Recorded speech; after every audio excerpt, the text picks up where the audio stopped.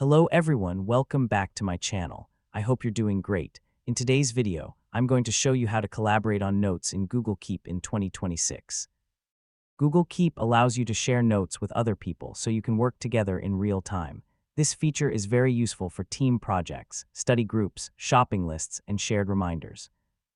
Let's get started. First, open Google Keep in your web browser and create a new note. Give the note a title, such as Team Project, and add some text below it.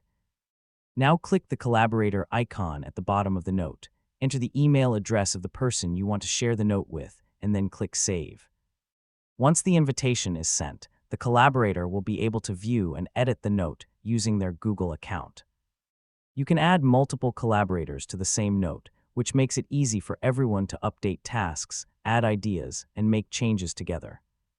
If you want to stop sharing the note, open the collaborator option again and remove the person from the note.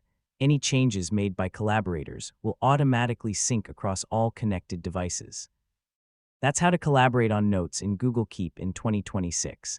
If you found this video helpful, please like, subscribe, and turn on notifications for more useful Google tutorials. Thanks for watching, and I'll see you in the next video.